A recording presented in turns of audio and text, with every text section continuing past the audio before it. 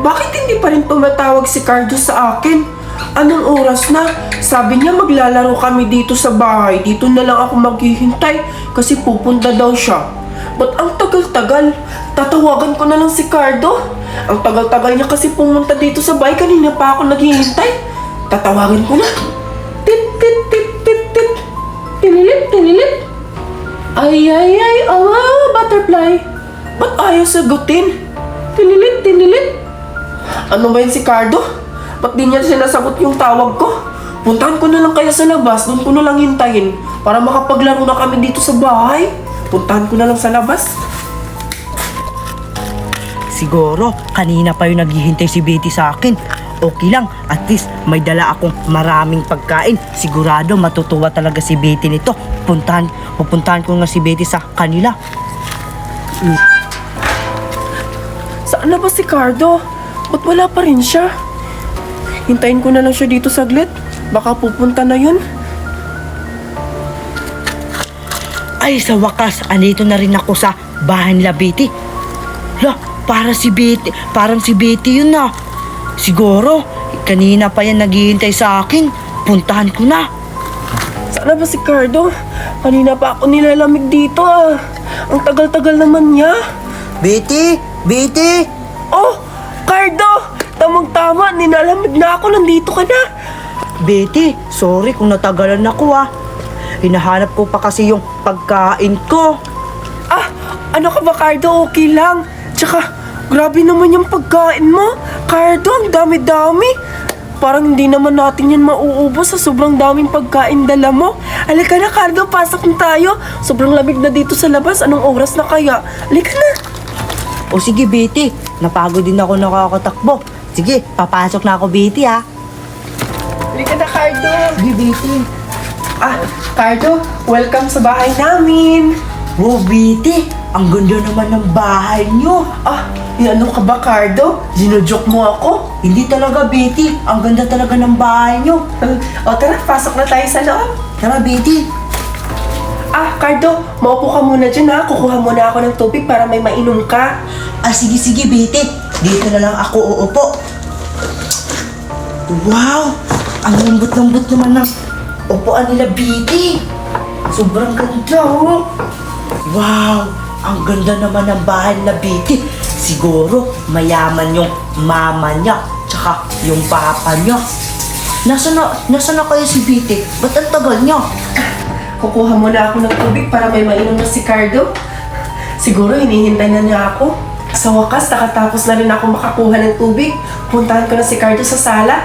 Papainom ko na sa kanya tong tubig para makapaglaro na rin kami sa wakas. Ah, Cardo, pasensya ka na kung natagalan ako ha. Ito na pala yung tubig mo, Cardo. Uminom ka muna para mawala yung pagod mo. Ah, salamat, Betty. Kanina pa talaga ako uhaw na uhaw. Iinom na ako. O sige, Cardo. Dahan-dahan ka lang ha. Ang sarap naman ng tubig niyo, Betty. Ano ka ba? Pariha lang naman tayo ng tubig. O, Betty, kunin mo na. Ah, tsaka pala, Cardo, pwede ba kitang iwan saglit? Kukunin ko lang yung laruan ko sa taas. Nasa taas kasi, kailangan ko pang akyatin, kahit pwede ka bang maghintay muna saglit? O, sige, Betty. Dito lang ako maghihintay. Pero, bilisan mo, Betty. Kasi natatakot ako sa bahay niyo. Kasi, ang laki ng bahay niyo. Nakakatakot. Betty, wala bang multo dito? Ha? Anong multo pinagsasabi mo dyan, Cardo? Wala namang multo dito sa bahay. Ano ka ba? Huwag kang matakot. Huwag kang matakot, Cardo. Sige na, Cardo. Pupunta na ako sa taas para makuha ko na yung laruan ko para makapaglaro tayo, ha? Parang may bisita. May naaamoy akong sariwang dugo. Saan kaya yung mama ni Betty at saka papa? Ba't wala dito? Ba't ang tagal ni Betty? Sabi niya, kukuha daw siya ng laruan.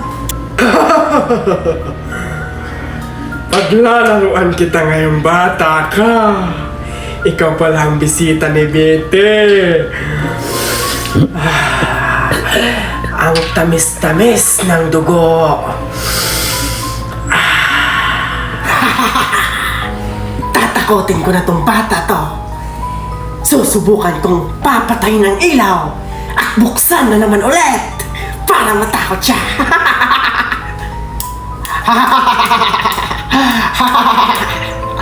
Ba't ngayon wala pa? Lah, anong nangyari sa ilaw nila? Ba't nawala? Ah, baka brown out. Lah, bumalik na naman. Lah, ba't patay ilaw? Ba't patay ilaw? Betty! Nasaan ka na? Natatakot na ako. Saan ba yung laruan ko? Ay, andito ka lang pala. Kanina pa kita hinahanap. Sa wakas, nakita na rin kita. Ah, hala, si Cardo. Puntahan ko na, siya lang pala mag-isa dun sa sala.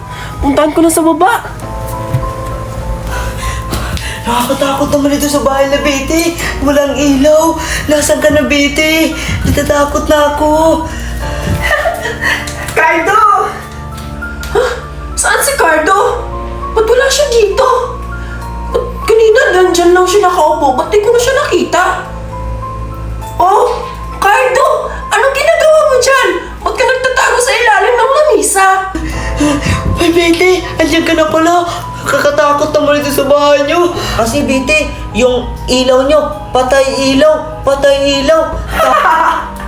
Ano ka ba, Cardo? Ganyan talaga yung ilaw namin. Patay ilaw talaga yan. Kasi sira yung bumbilya.